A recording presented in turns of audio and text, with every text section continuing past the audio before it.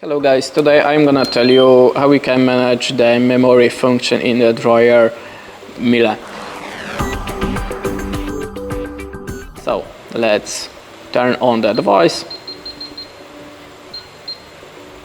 And now, how works the memory function?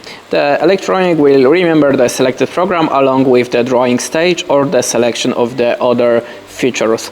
In addition, the duration of the warm air program will be remembered. So if you set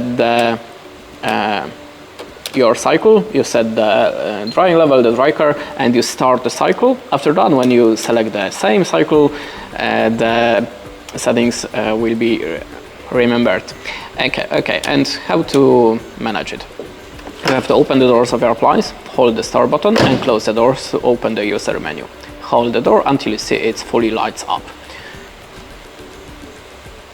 Now we are in the settings mode, then we have to go to the P13. Then click on the start and you shall see the 00, it's a default setting and it's turned off.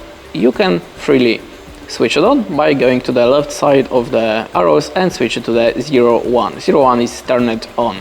If you want to accept your choice, click on the start and that's it. Thanks for watching, leave us a like, recommend and goodbye.